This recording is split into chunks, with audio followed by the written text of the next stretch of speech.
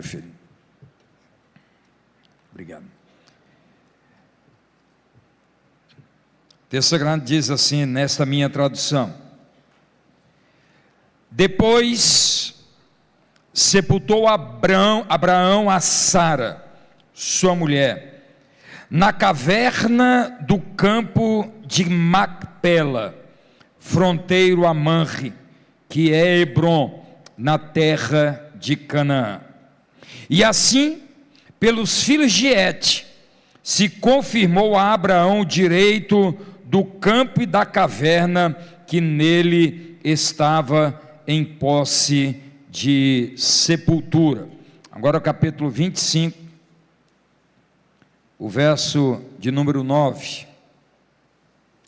Sepultaram-no Isaque e Ismael, no caso a Abraão, seus filhos, na caverna de Macpela, no campo de Efron, filho de Zoar, o Eteu, fronteiro a Manre.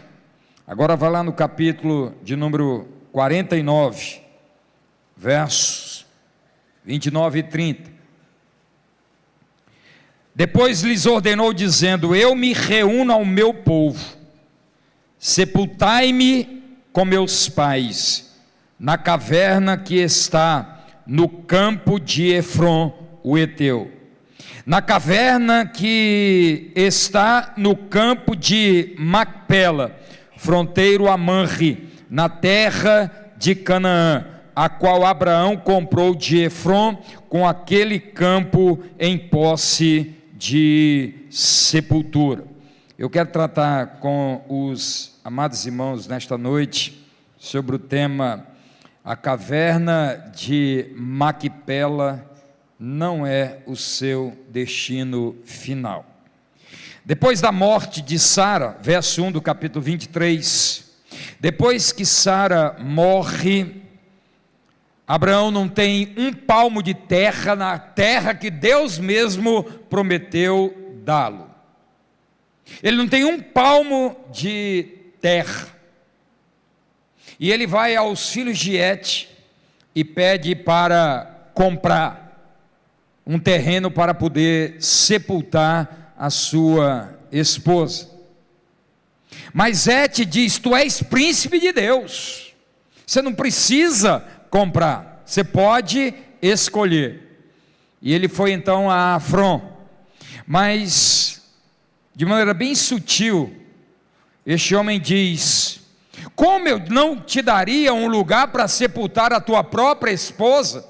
Um terreno que vale apenas 400 ciclos de prata, ou seja, 5 quilos de ouro, pode sepultá-la. Mas Abraão, percebendo a sutileza de Efron, paga 5 quilos de prata por uma caverna chamada Macpela.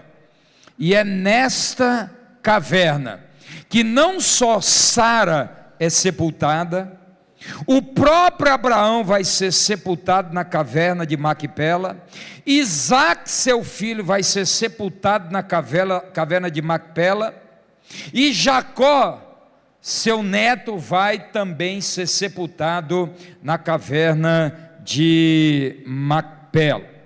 A caverna de Macpela, amados irmãos, ela pode e ilustra muito da nossa caminhada cristã. Nessa caverna que se chamava dobro ou duplicidade, os nossos pais na fé foram sepultados: Abraão, Sara, Isaque e Jacó, conforme os textos lidos. Nesses textos, amados irmãos, há algumas lições que eu quero tratar com vocês, mas não percam de vista a proposta da minha reflexão. A caverna de Macpela não é o seu nem o meu destino final. Todos um dia iremos para uma caverna, seja Macpela ou hoje, como é chamado, apenas uma sepultura, um jazigo. Todos nós um dia iremos para a nossa Macpela.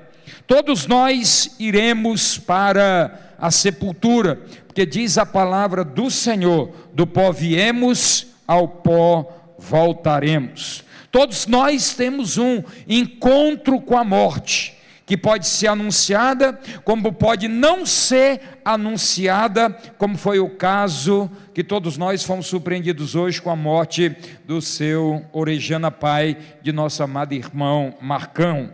Portanto, amados irmãos, mesmo uma Sara, como diz no verso 1 do capítulo 23, morrendo aos 127 anos, mesmo Abraão morrendo aos 175 anos, mesmo seu filho Isaque morrendo aos 180 anos, mesmo Jacó morrendo aos 147 anos, todos nós um dia iremos para a caverna de Macpela. Pois é, amados irmãos, a certeza que nós temos de que um dia estaremos frente a frente com a morte. A caverna de Macpela é um símbolo da nossa própria finitude, é um símbolo da nossa absoluta dependência de Deus. O reformista britânico Howard Hill diz o seguinte: onde, quando ou como você morrerá não merecem ser objeto de preocupação, se você morrer em Cristo. Quando, onde e como, isso não nos interessa, se estamos em Cristo Jesus. Já Charles Haddon Spurgeon disse algo mais direto. Spurgeon disse: aquele que não se preocupa, se prepara para a morte, é mais do que um tolo qualquer, é um louco. Aquele que não se prepara para a morte, é mais do que um imbecil, é literalmente um louco. Todos nós, 127 anos, 180 anos, 175 anos, 147 anos, a Bíblia diz que a nossa vida pode chegar aos 70 anos, foi o próprio Moisés quem disse isso, mas ele ultrapassou as próprias expectações, morreu aos 120 anos, mas ele diz no Salmo, que o que passa disso é canseira e enfado. Você não viverá para sempre. Preparar-se para o dia em que estaremos frente a frente com a morte, ou com a certeza de que iremos para a nossa caverna de Macpela, é o objetivo mais urgente que nós temos. Quem não está preparado para morrer, não está preparado para viver, já diz algo que nem se sabe mais da origem da fala, a despeito de ser verdadeiro. Quem não está preparado para morrer, nunca esteve preparado para viver. Todos um dia, você que está aqui, todos nós, um dia iremos para a nossa caverna de Macpela.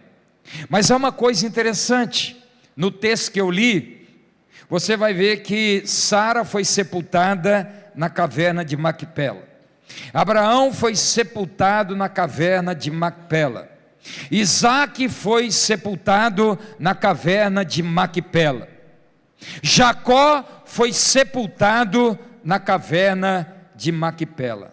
Só tem um detalhe: Esaú não foi sepultado na caverna de Macpela. Pastor, o que isso tem a ver comigo, século 21? O que isso tem a ver comigo hoje, aqui, na terceira igreja, dia 17 de março de 2024? Tem muito a lhe dizer, tem muito a lhe ensinar, porque nem todos da família de Abraão foram para Macpela. Esaú não foi sepultado, muito pelo contrário. No Midrash e no livro do registro correto dos judeus, é dito e é registrado que ao vender a sua a primogenitura, também Esaú estava vendendo o seu direito de ser sepultado na caverna de Macpela. A Bíblia diz lá em Hebreus capítulo 12, no verso 16, que Esaú, ele era profano. O que é profano, pastor? Averso ao sagrado. Averso ao sagrado. Este averso ao sagrado não teve direito de ser sepultado na caverna de Macpela. Este profano não se juntou a Sara, Abraão, Isaque e Jacó. Este profano tipifica de maneira muito clara que aqueles que não têm uma aliança, aqueles que são aversos ao sagrado, não terão o mesmo destino daquele que nós chamamos o pai da fé. Nem todos da família de Abraão foram para a caverna de Macpela. Isso é interessante, porque falei hoje pela manhã que herança religiosa não salva ninguém. Ninguém é salvo porque nasceu no lar evangélico, porque é filho de Isaque, o filho da promessa, porque nasceu no lar evangélico, porque foi apresentado ao Senhor. Tudo isso é extremamente significativo, mas herança religiosa não salva ninguém. Quer ver uma coisa? Lucas capítulo 16, verso 19 em diante, um texto que você conhece muito bem, a parábola do rico e do Lázaro, que talvez não seja parábola, porque nenhuma parábola registrada na Bíblia tem nome próprio. A única que tem é esta, Lázaro. Portanto, alguns asseveram, alguns acreditam que não se tratam de uma parábola, mas algo real que Jesus traz. E ele traz a história de um homem rico, de um ricaço, que nunca se preocupou com a morte, que nunca se preocupou com a possibilidade de um dia estar frente a frente com o que a Bíblia chama de o nosso último inimigo a ser vencido. Diz o texto que aquele homem que se regalava esplendidamente, que se vestia de linho finíssimo, que era cercado de pessoas importantes, um dia a morte o visitou, e diz o texto sagrado, que ele foi levado por homens para a sua caverna de Macpela. E agora no Hades, o Deus das trevas, o príncipe das sepulturas escuras, na mitologia grega, para nós o inferno, diz o texto sagrado, que ele faz 3 orações: Pai Abraão, Pai Abraão, Pai Abraão, manda Lázaro vir aqui e molhar a ponta do dedo e tocar na minha língua para que eu me refresque. Pai Abraão, manda alguém ir lá na casa do meu pai para que eles não venham para este lugar de tormento. Ele chama Abraão de Pai Abraão, ele tem herança religiosa, é um judeu. Mas herança religiosa não salva ninguém, ele agora está nas profundezas do inferno, suplicando alívio. A Esaú não foi para a caverna de Macpela. Não é porque você nasceu num lar evangélico, não é porque seu pai é crente, pastor, não é porque seu pai é missionário, não é porque você foi um dia apresentado ao Senhor que está tudo resolvido. Não, 1000 vezes não. Sara foi sepultada na caverna de Macpela, Abraão, Isaque e Jacó. Esaú não, ele é profano, ele é avesso ao sagrado. Mas há uma outra coisa que eu quero que você entenda nessa noite, que a caverna de Macpela custou um preço altíssimo, custou pelo menos 5 quilos de prata a Abraão. De igual modo, a Bíblia é sobeja em nos trazer que para você vencer a morte, para você ter acesso à eternidade, nós também fomos comprados por um altíssimo preço. Não 5 quilos de prata, não 400 ciclos de prata, mas nós fomos comprados pelo preciosíssimo sangue de Jesus Cristo derramado na cruz do Calvário.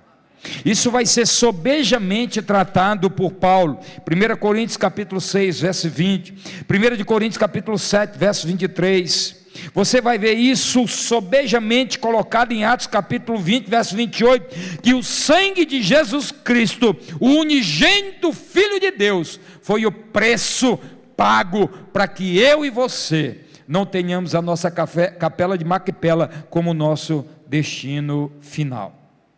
Você foi comprado por altíssimo preço, o preço do Filho de Deus derramado na cruz do Calvário.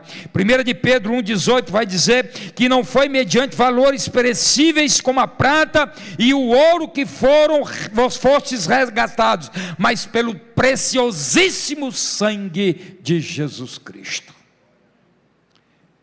E no último livro da Bíblia, Apocalipse capítulo 5, verso 9, há um grito de louvor no céu, porque foste morto e com teu sangue compraste para Deus homens de toda tribo, língua, povo e nação. Louvado seja o nome do Senhor.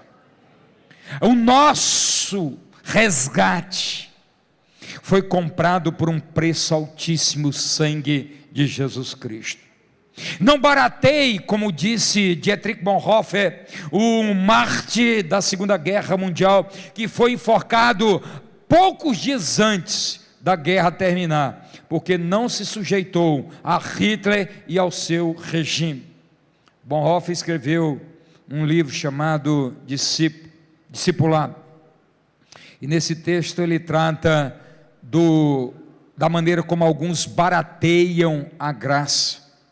Não é porque nós somos salvos pela graça que isso não custou nada, custou. O que nós podemos o mais precioso de todos os bens que nós possamos imaginar na terra, no céu, no mundo visível e invisível, não pode ser comparado com o que foi pago por mim e por você, o sangue do Filho de Deus derramado na cruz do Calvário. Não barateie a graça de Deus. Não barateie a graça de Deus. A graça de Deus não é barata. A graça de Deus custou a morte do próprio Filho de Deus. Portanto, para você sair da caverna de Macpela como seu destino final, saiba que não serão 400 ciclos de prata, não serão 5 quilos de prata que irão livrá-lo, não é nem todo o ouro da terra, não é nem toda a prata da terra, nem todos os tesouros da terra poderiam comprar uma só alma, resgatar uma só alma para o Senhor, porque só pode ser resgatado alguém pelo sangue de Jesus derramado na cruz do Calvário. Não barateie a graça do nosso Salvador Jesus Cristo. O destino final, amados irmãos, não é Macpela, porque lá em Hebreus capítulo 11, e eu quero que você me acompanhe nesses 2 versículos, o verso de número 10 e o verso de número 16, o texto sagrado diz assim,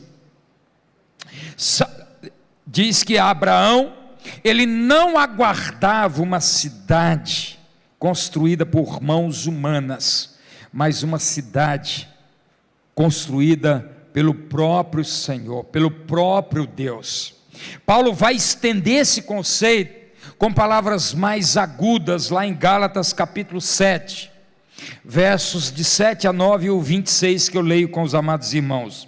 Sabei, pois, que os que são da fé são filhos de Abraão. Note bem, os que são da fé são filhos de Abraão. Ora, tendo a escritura prevista que Deus havia de justificar pela fé os gentios, anunciou primeiro o evangelho a Abraão dizendo, agora note, todas as nações serão benditas em ti, de sorte que os que são da fé Os que são da fé são benditos com o crente Abraão, porque todos sois filhos de Deus pela fé em Cristo Jesus.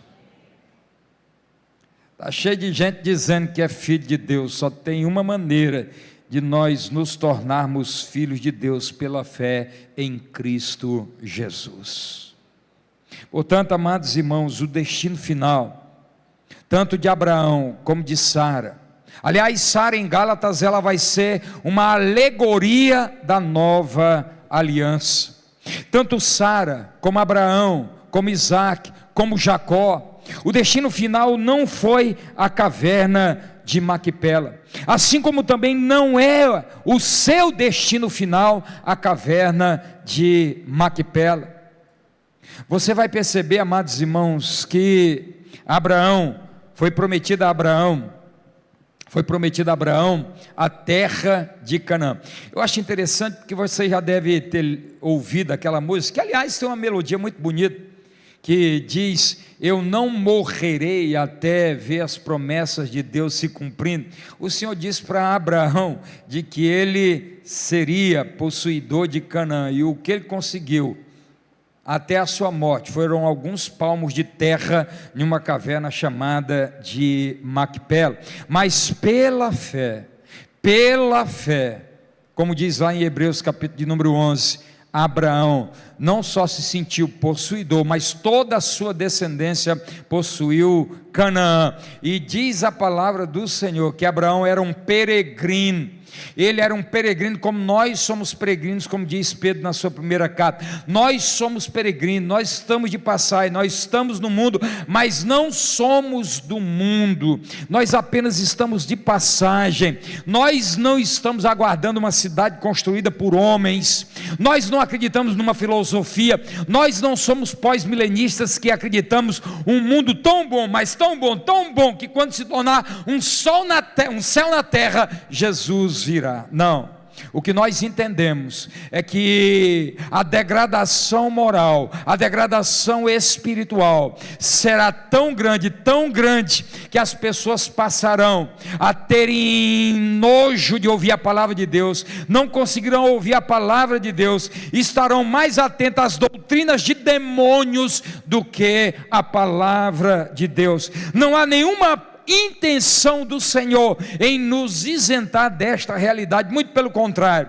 é soberba a palavra de Deus em apresentar um mundo que vai de mal a pior, mas aqueles que esperam em Jesus Cristo sabem que a caverna de Macpela não é o destino final. O nosso destino final é a terra que Ele mesmo foi preparar para mim e para você. Não é o destino final a caverna de Macpela. Eu quero, amados irmãos, olhando para o que eu já expus, trazer algumas considerações para o seu coração. Eu queria neste momento trazer uma palavra especialmente para aqueles que, como Esaú, ignoraram de que um dia prestariam contas, não só com Deus, porque isso ainda não aconteceu, mas estariam face a face com a morte. Ignoraram Macpela, como alguns estão ignorando a cidade, a Canaã celestial, que o Senhor foi preparar para nós. Ao chamar Abraão, guarde isso, em nome de Jesus, ao chamar Abraão, Deus lhe disse para sair de onde ele morava. Você lembra de onde ele morava? Ele morava em Ur dos Caldeus, uma terra babilônica, um símbolo do antideus. Babilônia no Apocalipse é tudo aquilo que é antideus, é um símbolo do antideus, enquanto a Nova Jerusalém, ela é um símbolo daquilo que Deus tem para nós. A Babilônia é o símbolo do antideus, de todo um sistema que conspira contra as coisas de Deus. Deus tira Abraão, um politeísta, um adorador de Deus, como diz lá em Josué, Abraão era um adorador de Deus, parece que te choca, né? Um adorador de Deus, e tira ele de uma cidade politeísta, muda a sua concepção, ele passa a ser o pai da fé, tira Abraão de Ur dos Caldeus e o leva para uma terra, e promete que essa terra será uma terra que mana leite e mel. Ele sai de Ur e dá uma paradinha. Eu já preguei sobre isso aqui. Ele dá uma paradinha numa cidade chamada Harã. Por que Harã? Por que Abraão parou em Harã? Porque Harã era o nome do seu irmão caçula. Quando eles estavam lá em Ur dos Caldeus, eram 3 irmãos. O caçula morreu. O nome dele era Harã. Quando o pai vai com Deus chamou Abraão, não chamou a família. Só trazendo a memória que eu preguei alguns meses atrás, talvez até mais de um ano. Deus chamou Abraão, mas Abraão leva uma carrada de gente com ele. Vai o seu pai, Terá, vai o seu irmão Naor, e vai uma caravana, inclusive o seu sobrinho Ló. Deixa eu só abrir um parênteses para você. Quando Deus te chamar para um lugar, cuidado com a carga que você leva.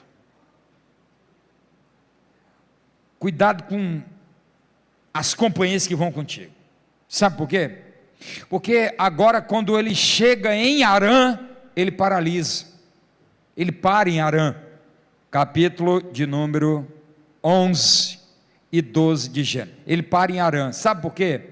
Porque o velho Terá, quando chegou numa cidade e perguntou: como é o nome dessa cidade? Alguém deve ter dito Harã.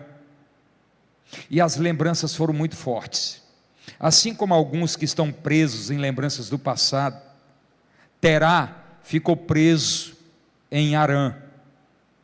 E Abraão continuou preso com o pai, com toda aquela carrada de gente. Sabe, amados irmãos, alguns que foram chamados para sair de Ur dos Caldeus, ainda estão no meio da caminhada. Literalmente Harã é a metade do caminho. De Ur dos Caldeus para Canaã são mais ou menos 900 quilômetros. Ur dos Caldeus ficava exatamente na metade. Alguns estão na metade do caminho porque estão acompanhados de gente que está preso. As lembranças do passado, está caminhando com gente que Deus disse, nunca que era para você andar com ele. Ah, mas é minha família. Mas Deus não mandou, era você. Sai da tua terra e da tua parentela. Mas ele saiu, levou gente. O que aconteceu? Só aos 75 anos Abraão consegue sair de Harã. É uma paralisia. Andar com algumas pessoas que estão presas ao passado é uma paralisia. Você pode estar perdendo um tempo preciosíssimo. E o que nós estamos vendo agora, amados irmãos, é que este homem chega a Canaã. Ele chega a Canaã, mas chega já em idade avançada. A gente pensa que Deus só chamou Abraão uma vez. Na dica de nada. Deus chama Abraão 2 vezes. A primeira é em Ur dos Caldeus, e a segunda vez é quando ele tem 75 anos em Harã. Ele diz: cara, eu não te chamei em Ur dos Caldeus, por que você paralisou? Ele paralisou porque estava caminhando com gente que não ajudava, que estava presa a passados, que estava presa a lembranças destruidoras, que estavam presos, a pessoas. E aí, só aos 75 anos, Abraão consegue sair de Harã e completar a caminhada. Guarde isso na tabelinha do seu coração. Alguns estão na metade da caminhada. Alguns estão na metade da caminhada. Ainda que obedecendo ao Senhor. Harã, sabe o que significa Harã? Harã é aquele meio termo que deixa alguns com a consciência menos pesada. Eu não estou mais em Ur, mas você também não está ainda em Canaã. Sabe o que significa Harã? Harã é aquele lugar onde você diz: bom, eu não estou mais na Babilônia, mas você também não está mais, você ainda não está em Canaã. É aquele meio, é aquele meio morno, é aquele meio onde as coisas não acontecem, é aquele em que estamos numa zona de conforto. Arã ficava num vale fertilíssimo, e para quem criava gado como Abraão, era um lugar maravilhoso. E alguns estão presos numa zona de conforto, mas não estão no centro da vontade de Deus. Aos 75 anos só, é que Abraão vai dar o segundo passo para chegar onde Deus queria. Ao chamar Abraão, o Senhor diz: sai de Ur, mas ele para em Arã. Ele é aquela obediência pela metade. Sabe aquela obediência pela metade? Eu vou até onde dá, onde tem conveniência. Mas Deus não o chamou para Arã, Ele chamou para Canaã. E é isso que nós estamos vendo, sabe, amados irmãos? Aqui um Abraão viveu 180 anos, 180 anos, mas só conseguiu sair de Arã aos 75 anos, quando boa parte da sua vida, inclusive sua mulher vai dizer: como que eu posso mais engravidar? Meu marido já é velho. Sabe, irmãos, durante toda a sua vida, Abraão viveu como estrangeiro, peregrino em Canaã. E o mesmo aconteceu com seu filho Isaque. Isaque viveu também como um peregrino, e também o seu neto Jacó. Agora, se você for lá em 1 de Pedro, capítulo 2, verso 11, diz que também nós somos peregrinos. Se você for lá em Filipenses capítulo 3, verso 20, você vai ver que nós não somos cidadãos terrenos, nós somos cidadãos dos céus. Louvado seja o nome do Senhor. Irmão, para que esse enraizamento nas coisas deste mundo? Por que fincar estacas neste mundo? Sobre isso, há algo interessante. Quando você percebe, Abraão tem 3 palavras que vão acompanhar a saga de Abraão durante toda a sua vida. A primeira é altar. Por onde Abraão andava, ele erigia um altar. Um fazedor de altares. Mas há uma segunda palavra que vai acompanhar a saga de Abraão: tenda. Para onde Abraão ia, ele erguia uma tenda, uma casa provisória. Abraão nunca teve uma casa de tijolo na terra. E uma terceira palavra é invocar, chamar a presença de Deus. Essas 3 palavras marcam a história de Abraão. Só tem um detalhe: o seu sobrinho Ló, enquanto andou com Abraão, ele andou fazendo tendas. Foi um peregrino, um fazedor de altares, alguém que invocava o Deus verdadeiro. Mas no capítulo 19, no verso 1 de Gênesis, diz que agora em Sodoma, Ló vai não ter mais tenda, agora ele vai ter uma casa. Ele fincou estacas em Sodoma para a sua perdição, não eterna, mas para a perdição da sua casa, para a perdição das suas filhas, para a perdição de tudo aquilo que ele construiu na vida. Sabe qual é o final da vida de Ló?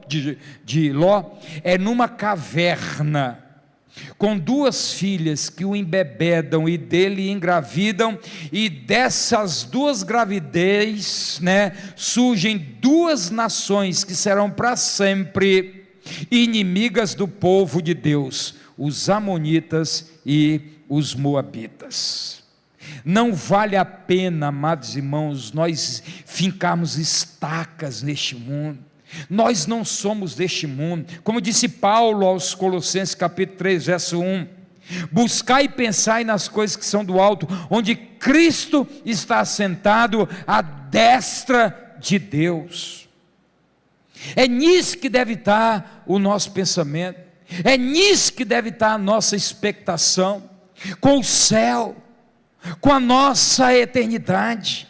Abraão nunca teve uma casa, nunca fincou estacas. Eu não estou dizendo que você não precisa ter uma casa, o que você não pode ter é um coração fincado neste mundo, porque nós somos peregrinos, nós estamos de passagem. Filipenses 3:20, nós não somos cidadãos deste mundo, nós somos cidadãos dos céus. Acho que você não entendeu. Nós em Cristo Jesus, nós temos uma cidadania. Sabe qual é a cidadania? Está lá escrito, celestial. Você é cidadão do céu. É como os teólogos costumam dizer, é o já e o ainda não. Você já é um cidadão do céu, mas aguarda só um pouquinho, porque o melhor está por vir. Sabe, amados irmãos, quando eu olho para esse texto, eu me alegro, porque Macpela não é o nosso destino final. Macpela, como eu disse, a sua raiz, o seu radical tem a ver com dobro, com duplicidade. E aqui é interessante, porque Macpela é uma alegoria de dois destinos, dobro, duplo. Por que, pastor, que Macpela é uma alegoria de duplo, de dois? Porque Abraão fez uma escolha, mas o seu filho fez uma escolha completamente diferente. Esaú não foi para Macpela, ele foi para um outro lugar, o seu destino foi outro. Nesta noite, não tem um terceiro lugar, não tem uma terceira opção. Macpela hoje, ela tipifica exatamente o meu, o seu, o nosso destino. Há duas opções, há duas e tão somente duas opções. É o que Macpela representa e significa. É uma alegoria simplista das nossas escolhas. Se nós estaremos indo para onde Abraão, Isaque e Jacó foram, como os nossos pais na fé, ou se alguns continuarão seguindo o caminho de Esaú, como profanos, avessos a Deus, que nunca foram e nunca serão sepultados em Macpela e nunca terão acesso à eternidade. Esaú escolhe, a porta larga, ele escolhe a porta que o distancia de Macpela. E aí, amados irmãos, diz o texto lá em Hebreus capítulo 2, verso 16, que ele também, além de profano, ele era imoral. Confere aí, ele era imoral. A imoralidade, aliás, se é profano é imoral, é uma moeda de dois lados, é avessa ao sagrado, tem simpatia pela imoralidade, e é este imoral, é este profano, que nasceu num lar evangélico, é este imoral, é este profano, que teve todas as oportunidades, porque conhecia a história do seu avô, ele sabia quem era o seu pai, o filho da promessa, mas cuspiu na graça, rejeitou o convite da graça por um prato de lentilhas, vendeu o seu direito de ser sepultado na caverna de Macpela, para trilhar os caminhos da profanação e da imoralidade. Macpela representa dois destinos, e a pergunta nesta noite, como diria alguém que não quer calar, qual é a sua escolha? Pastor, eu vou ainda viver muito tempo, eu sou jovem, eu tenho uma vida inteira pela frente, estou lá preocupado com caverna de Macpela, estou lá preocupado com sepultura, eu tenho uma vida inteira pela frente. Mas você pode, como eu fiz menção, Sara, 127 anos, Abraão, 180 anos, Abraão 175 anos, Isaac 180 anos, Jacó 147 anos, mas morreram.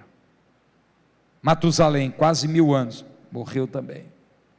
Um dia estaremos frente a frente com o último inimigo, e a questão é se nós o venceremos ou não, e nós só podemos vencer o último inimigo por meio do sangue de Jesus Cristo, o Filho de Deus. Só por meio de Jesus Cristo, o Filho de Deus. Qual lado da caverna você vai escolher? O lado para onde foi Abraão, Isaac, Jacó e Sara? Ou o lado oposto, que escolheu um profano, que escolheu um homem chamado Esaú? Eu quero concluir trazendo à memória o que está em Hebreus capítulo 11, verso número 13. Todos estes morreram na fé, sem terem recebido as promessas, mas vendo-as de longe, e crendo-as, e abraçando-as, confessaram que eram estrangeiros e peregrinos na terra. Ainda que não apalparam, ainda que não se apossaram, pela fé tomaram posse, e como cidadãos dos céus, estão nos aguardando para vivermos com o Senhor pelos séculos dos séculos. Hebreus 13, 14, o texto sagrado diz: pois não temos na terra nenhuma cidade permanente, como Ló pensava. Nós não temos na terra nenhuma cidade permanente, mas buscamos a que há de vir. E qual é a que há de vir? Aquela que o Senhor foi preparar e esperando por mim e por você. A Nova Jerusalém, a cidade das ruas de ouro, um símbolo do esplendor, da riqueza, da glória, porque a maior de todas as glórias é estarmos na presença do Senhor e contemplá-lo como Ele é pelos séculos dos séculos. O seu destino final não é a caverna de Maquipela, mas a escolha pode ser um prenúncio para onde você vai ou para onde você não irá.